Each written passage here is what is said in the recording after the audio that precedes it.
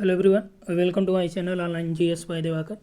यहाँ पे देखिए हम लोग बात करने वाले हैं जीआईसी मेंस की सिलेबस के बारे में, प्लस जो है यहाँ पे किस तरह से आपको यहाँ पे प्रश्न पूछे जाएंगे उसकी भी हम लोग यहाँ पे चर्चा करेंगे। और प्लस यहाँ पे आपको प्रश्न भी दिखा दिया जाएगा। और यूपी पीसीएस का भी हमने 2020 का मेंस का जो ऑप्शनल ज्योग्राफी का पेपर आता है, पेपर 1 और पेपर 2 दोनों पेपर यहाँ पे हमने इंक्लूड किया है। एनसीईआरटी से भी इंक्लूडेड है, यहाँ पे प्रश्न कराए गए हैं। यानी कि किस तरह के किस फॉर्मेट में आपसे प्रश्न पूछे जाएंगे, सारा चीज़ आपको इस वीडियो में मिल जाएगा। इसलिए इस वीडियो में अंत तक बने रहें और अपने मित्रों तक ज़्यादा से ज़्यादा शेयर करें। और एक बात और कि जल्द ही आप लोगों के लिए यहाँ पे प्रैक्टिस हम लोग स्टार्ट करेंगे, जिसमें मुख्य परीक्षा के प्रश्न आपको दिए जाएंगे और आप उस पर प्रैक्टिस करेंगे। ठीक, चूँकि अलग अलग यहाँ पे जो दिया गया, पहले सिलेबस आप समझ लीजिए कैसे है क्या है। तो पीटी का ये दिया गया, प्री का तो आप लोग जानते ही हैं। अब हम लोग आते हैं मेंस पे। ठीक, हालांकि पहले भी आप लोगों को वीडियोज़ इसके प्रोवाइड हो चुके हैं, लेकिन दोबारा से ये कराए जा रहे हैं। इसमें देखिए पेपर 1 जो आपका रहेगा, इसमें आपका सामान्य हिंदी और निबंध रहेगा। ठीक, सामान्य हिंदी और निबंध ये 2 घंटे का रहेगा और टोटल कितने मार्क्स होंगे? 100 नंबर होंगे। ठीक, जिसमें 100 नंबर में सामान्य हिंदी 50 नंबर का होगा और निबंध आपका अकेले 50 नंबर का होगा। और ये निबंध ढेर सारे नहीं लिखने, बल्कि एक लिखना होगा और पूरा एक खंड दिया रहेगा, उसमें से आपको एक लिखने के लिए आएगा। ठीक, अब देखिए हिंदी में आपको यहाँ पे क्या क्या पढ़ना है। तो हिंदी में देखिए अपठित गद्यांश का संक्षेपण, उससे संबंधित प्रश्न, रेखांकित अंशों की व्याख्या और उसका उपयुक्त शीर्षक। तो इसके लिए आपको कोई किताब या इस तरह से आवश्यकता नहीं है। हाँ, बस आप जो है थोड़ा सा प्रैक्टिस करेंगे तो आपका ये विश्लेषण थोड़ा सा और अच्छा हो जाएगा। यदि हम बात करें तो यूजीसी नेट का जो आप लोग पढ़ते हैं या समीक्षा अधिकारी का जो मुख्य परीक्षा का देख लीजिए, पीसीएस मुख्य परीक्षा के जो प्रीवियस ईयर के सॉल्व हैं उसको देख लीजिए, वहाँ पे आपको इससे संबंधित प्रश्नों के बारे में डिटेल में मिल जाएगा। ठीक, दूसरी बात यहाँ पे करें, दूसरा जो टॉपिक है इसमें देखिए ये नहीं लिखा है कि यहाँ पे आपका कि ऑब्जेक्टिव या सब्जेक्टिव, हालांकि यहाँ पे मान के चलिए रिटेन ही रहेगा, लेकिन यहाँ पे ये नहीं दिया है कि इनमें कहाँ से कितने आएंगे। ये दे दिया है कि 50 रहेगा, 50 में ये भी रहेगा। इसमें देखिए अनेकार्थी शब्द है, विलोम शब्द है, पर्यायवाची, तत्सम, तद्भव, विदेशज, बर्तनी, शब्द रूप, संधि, समास, क्रिया, हिंदी वर्णमाला, विराम चिन्ह, शब्द रचना, वाक्य रचना, अर्थ, मुहावरे, लोकोक्तियाँ, उत्तर प्रदेश की बोलियाँ, हिंदी भाषा के प्रयोग होने वाली अशुद्धियाँ। ठीक, तो यानी कि यहाँ पे सब कुछ दे रखा है, पूरी हिंदी आपकी यहाँ पे दे रखी है, पूरी हिंदी आपको यहाँ पे पढ़ना है। और इसमें आपको किस तरह से प्रश्न दिए जाएंगे अभी हम आपको दिखा दे रहे हैं यहाँ पे। ठीक, और निबंध की हम बात कर लें तो निबंध में भी आपको क्या करना है, जैसे समीक्षा का पूछा गया है, पीसीएस का जो निबंध पूछे गए हैं उन सबको आप एक जगह कलेक्ट कर लीजिए और उसको देख लीजिए, उसके बारे में एक आइडिया डेवलप कर लीजिए। और इसके लिए सबसे पहले आपको फॉर्मेटिंग करनी है और जो भी इसमें लिखना है, ठीक, वो आपको एक मौलिक भाषा का उपयोग करना है। ऐसा नहीं कि आपने कहीं से रटा रटाया पढ़ लिया वही सेम दे दिया, तो उस रटा रटाया किताबी जो भाषा है उसको आप यहाँ पे डायरेक्ट लिख देंगे तो उससे आपको नंबर नहीं मिलने वाले हैं। ठीक, तो यहाँ पे यानी कि जो निबंध आपको लिखना है उसमें मौलिकता को ध्यान में रखते हुए लिखना है कि यानी उसमें मौलिकता बरकरार रहे। अब इसमें देखिए निबंध का अधिकतम विस्तार जो 1000 शब्द होगी, यानी कि मैक्सिमम जो शब्द होगा 1000 सीमा रहेगी, उससे ज़्यादा नहीं। यदि 1000 की हम लोग बात करें तो लगभग आपका जो है ये आ जाएगा 3 से 4 पेज जो है आप 3 से 4 पेज कर सकते हैं आप, क्योंकि एक पेज में आपका जो मिल जाएगा ये लगभग आप 100 से 150 वर्ड एक पेज में लिख सकते हैं। ठीक, कम से कम, इससे ऊपर ही जाएगा, बहुत ज़्यादा आपको अलग अलग करके नहीं लिखना है। तो इस हिसाब से आपका जो है 3 पन्ने अगर हो जाए तो तब भी आपका काफ़ी पर्याप्त होता है। ठीक, आपको यहाँ शब्दों पे ध्यान नहीं देना है कि शब्द आपके 1000 ही हों। ठीक, आप 600 से 700 शब्द भी लिख सकते हैं और अच्छा तरीके से अगर आप 500 भी लिखेंगे तब भी कोई दिक्कत नहीं है, नंबर आपको अच्छा ही मिलेगा। ठीक, लेकिन वो निबंध जो है जो आप 500 वर्ड में लिख रहे हैं वो सटीक होने चाहिए, मौलिकता भरे होने चाहिए। और सारी चीज़ें निबंधों के बारे में, कैसे निबंध लिखा जाता है, इसको हम लोग बाद में देखेंगे।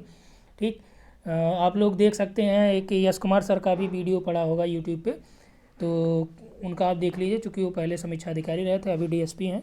तो उन्होंने पूरा पत्र लेखन वगैरह बताया। तो इसमें पत्र लेखन तो पूछा नहीं जाना है, निबंध पूछा जाना है, तो निबंध का भी फॉर्मेटिंग उन्होंने किया है। ठीक, वहाँ से भी आप देख सकते हैं, नहीं तो आगे आपको यहाँ पे मिलेगा ही।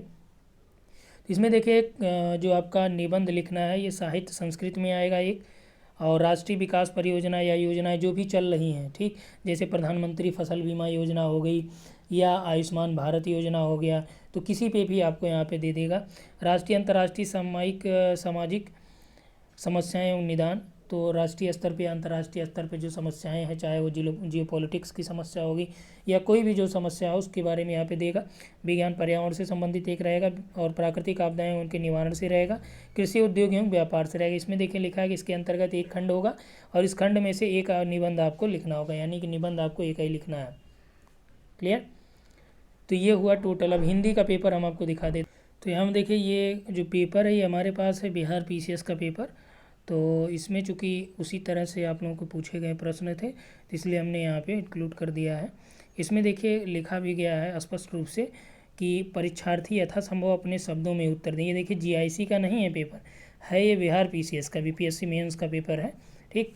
तो इसमें लिखा है सभी प्रश्नों को उत्तर दें, और ये देखिए आपका लिखा है कि यथासंभव हो, जितना संभव हो आपको अपने शब्द में ही, यानी मौलिकता आपको बनाए रखना है। उसके बाद देखिए यहाँ पे दिया गया एक विषय पे आपको निबंध लिखना है, 500 शब्दों में लिखना है। 30 नंबर का ये है, जबकि आप में कितना देगा, 50 नंबर का रहेगा। देखिए सब में यहाँ पे आपको 6 टॉपिक पे जो आपको बताया गया उसमें है, देखिए विद्यार्थियों का अनुशासन, राष्ट्रीय एकता, विज्ञान उपलब्धियाँ, बेरोजगारी की समस्या, महंगाई की समस्या, मन के हारे हार है, मन के जीते जीत, यानी कि सारा चीज़ इसमें इंक्लूड है। उसके बाद देखिए जो आपका गद्यांश रहेगा, गद्यांश इस तरह से आपका देगा, और इसमें देखिए संक्षिप्त भी उसमें लिखने के लिए कहा था, हमने बताया था आपको। तो यहाँ पे आपको सार भी लिखना है और शीर्षक भी देना है, ठीक, उपयुक्त शीर्षक कौन सा रहेगा। तो और इसमें देखिए अंडरलाइन वाला नहीं दिया है, तो इसमें अंडरलाइन करके दे दिया मान लीजिए इसको, तो बोलेगा कि इसका शाब्दिक अर्थ क्या है, सही अर्थ क्या होगा, इसको भी आपको यहाँ पे लिखना पड़ेगा, ठीक। उसके बाद देखिए ये जो दिया है कि अशुद्ध वाक्यों को शुद्ध कीजिए। अब इस तरह से प्रश्न दे देगा, और इसमें देगा कि जैसे उन्होंने कहाँ जाना है या उन्हें कहाँ जाना है, ठीक, दही जम गई है। तो इसमें आपका एक तो वर्तनीय अशुद्धियाँ हो जाएंगी, ठीक, ग्रामेटिकल एरर भी होगा व्याकरण वाला, ठीक, शब्दों में रहेगी कमियाँ। तो यानी कि इसको आपको क्या करना है, ये दिया गया इसको आपको लिखना है, ठीक। यहाँ देखिए गांधी जी बोलते थे सदा सत्य, तो यहाँ पे आपका क्या होगा, गांधी जी सदा सत्य बोलते थे, ठीक। तो इस तरह से आपको यहाँ पे देखने को मिलेगा, और इस तरह से आपको वहाँ पे अपनी कॉपी में जो आपको मिलेगी मुख्य परीक्षा में, उसमें आपको ये सारा चीज़ नोट डाउन करना है, ठीक।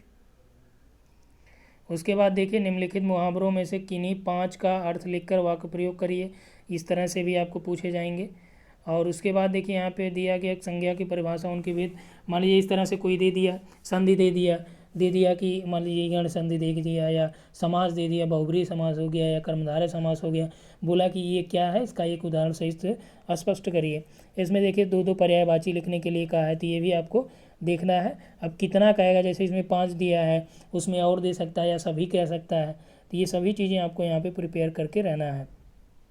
उसके बाद देखिए 5 वाक्यांशों के लिए एक शब्द लिखकर उनका वाक्य प्रयोग करिए, ठीक, यानी दूसरों से ईर्ष्या करने वाला, जो भूमि उपजाऊ हो, इन सभी पे आपको लिखना है। आगे देखिए यहाँ भी एक शब्द आपको लिखना है, जिसका अंत ना हो, अनंत, जिसे भुलाया ना जा सके, जिसमें सहन शक्ति हो, व्याकरण जानने वाला, जिसकी आयु लंबी हो, जो कभी बूढ़ा ना हो, ठीक, सब कुछ जो जानता हो। उसके बाद देखिए यहाँ पे दिया है कि समासों के समस्त पदों का विग्रह करते हुए, यहाँ पे आपको क्या करना है कि 5 समासों के समस्त पदों का विग्रह करते हुए इसमें समास बताना है कि अलग से, जैसे दशानन, 10 मुख हैं जिसके, ये विग्रह हो गया दशानन का। अब इसमें बताना है कि कौन सा समास है, ठीक। इस तरह से देखिए यहाँ पे दिया गया उपसर्ग, 5 उपसर्गों के 2 शब्द आपको बनाना है, ठीक, उपसर्ग प्रत्यय भी। और इसमें संधि दिया नहीं है तो संधि भी आपका रहेगा, यानी कि पूरा व्याकरण आपको पढ़ना है, अलंकार भी पढ़ना है, ठीक। तो सारा चीज़ इसमें पढ़ना है। अब आ जाते हैं हम लोग किस पे, अपने विषय पे, यानी ज्योग्राफी पे। चलिए अब आ जाते हैं हम लोग ऑप्शनल पेपर पे, यानी जो आपका विषय का होगा, ठीक, चाहे आपका कोई भी विषय हो। इसमें देखिए दिया है कि प्रश्नों की कुल संख्या कितनी होगी, 20 होगी। सभी प्रश्न अनिवार्य होंगे और सभी खंड में अलग अलग खंडों में विभाजित होंगे। खंड 1 में देखिए क्या रहेगा, इसमें दिया इसके अंतर्गत प्रश्न पत्र में 5 प्रश्न सामान्य उत्तर यानी जिसकी शब्दों की सीमा कितनी रहेगी 250 वर्ड रहेगी और प्रत्येक प्रश्न 25 अंक का होगा। यानी कि 5 प्रश्न इसमें से करने होंगे और जो आपका प्रत्येक प्रश्न है कितने का 25 अंक का होगा। ठीक, यानी टोटल आपका ये कितने नंबर का हो जाएगा 300 हो जाएगा।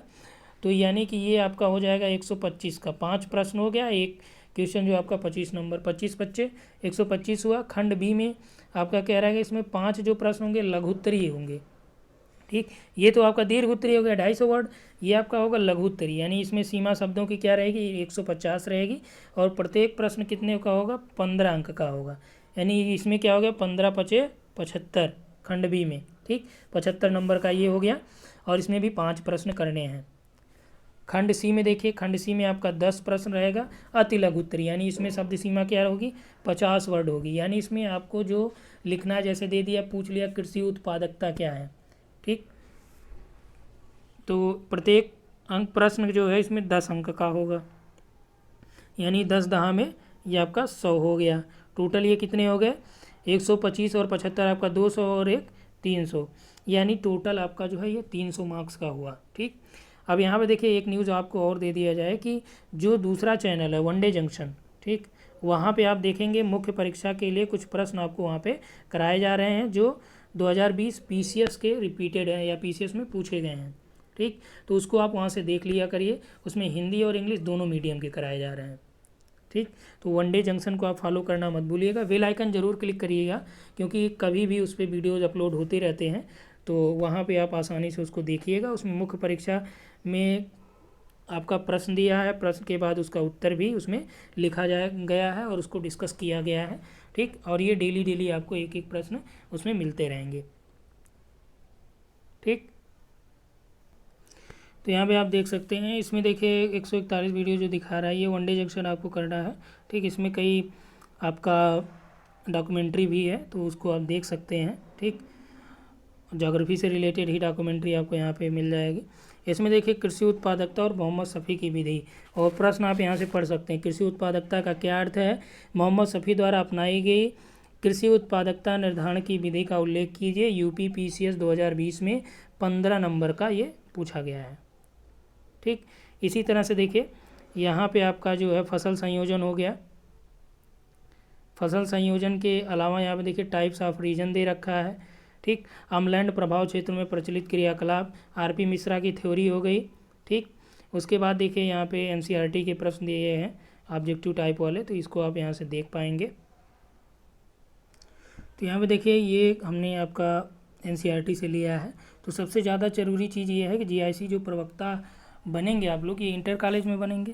तो इंटर कॉलेज यानी कि जो माध्यमिक शिक्षा परिषद है यानी उत्तर प्रदेश की जो किताबें आती हैं, ठीक, या इंटर के जो पेपर हुए हैं, ठीक, उसको आप लोग देख लीजिएगा क्योंकि वहाँ से निश्चित तौर पे प्रश्न आपसे पूछ दिए जाएंगे।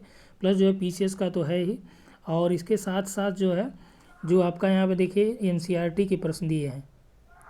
एनसीईआरटी के जैसे ही आप चैप्टर स्टार्ट करेंगे उसके लास्ट में प्रश्न है ऑब्जेक्टिव है, ऑब्जेक्टिव के बाद आपका ये दिया गया है। तो इसमें देखिए दिया है कि निम्नलिखित प्रश्नों के उत्तर लगभग 30 शब्दों में दीजिए और आपसे प्रश्न कितना 50 में पूछ रहा है तो आप 50 की जगह 30 में भी दे देंगे, उसको कोई दिक्कत नहीं है। ठीक, 50 से 60 में भी दे देंगे, कोई दिक्कत नहीं है, लेकिन जो प्रश्न आप देंगे उत्तर वो सटीक एकदम जवाब होना चाहिए।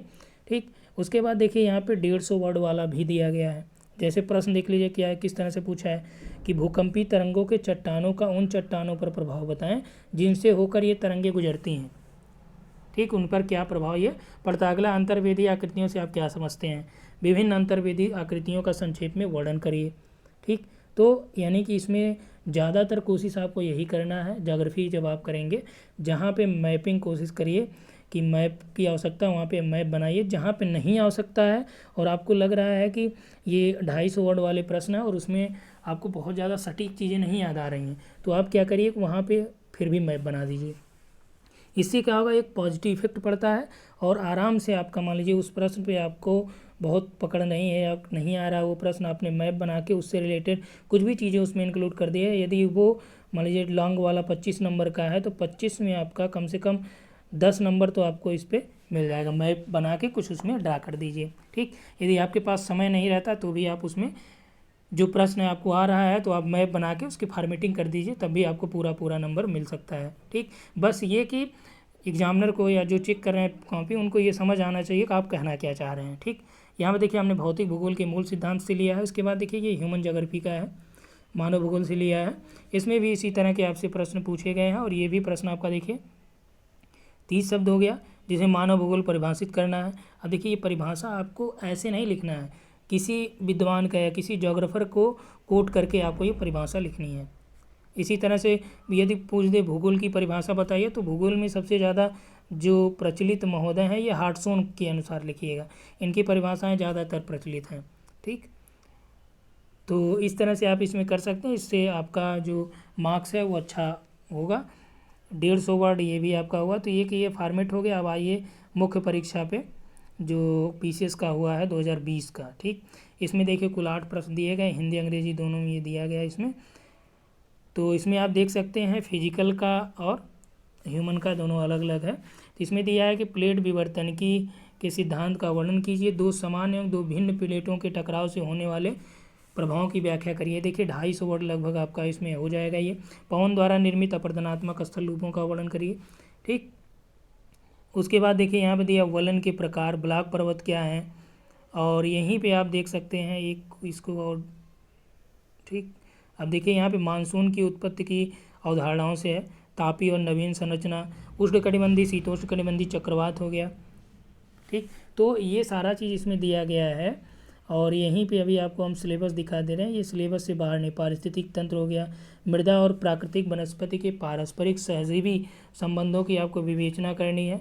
प्लस इसमें देखिए नेक्स्ट जो दिया है कि ये आपका जैव क्षेत्र यानी बायोम क्या है, बायोम भी आपके सिलेबस में दिया गया, ठीक।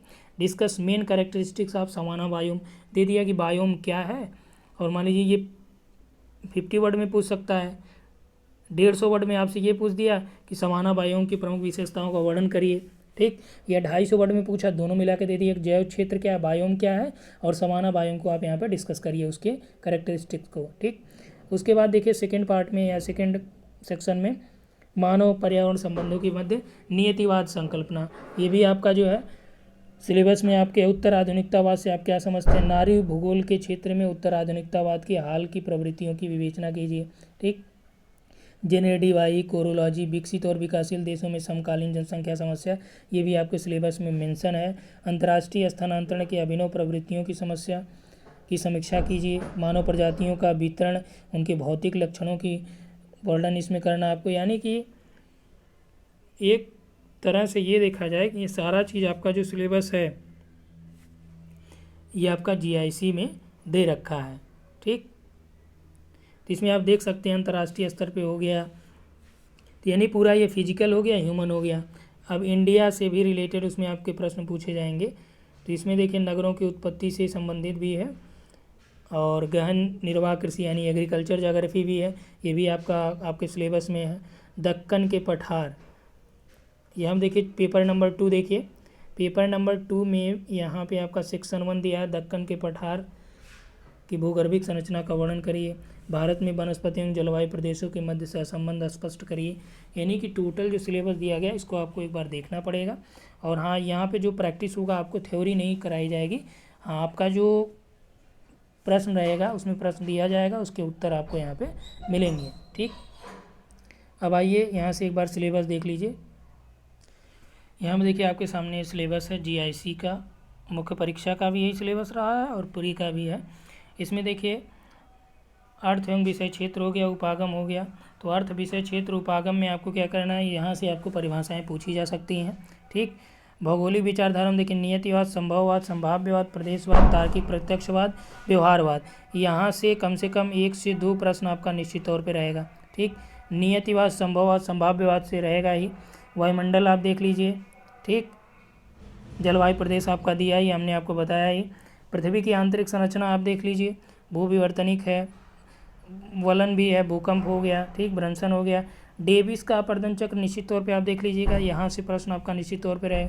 नदी, भूमिगत जल, वायु, समुद्र एवं स्थलाकृतियाँ जो भी दी गई हैं, 3 स्थलाकृतियों से तो निश्चित तौर पे रहेगा, आप देखे ही हैं, ठीक। महासागरीय निक्षेप, महासागरीय नितल यहाँ पे आपका दिया गया है, ठीक। और आपका जो मानव पर्यावरण संबंध हो गया, ये सारी चीज़ें आपको कराई गई हैं। ये पूरा आपका जीआईसी मेंस का पढ़ाया गया है, पीटी और मेंस दोनों का, ठीक।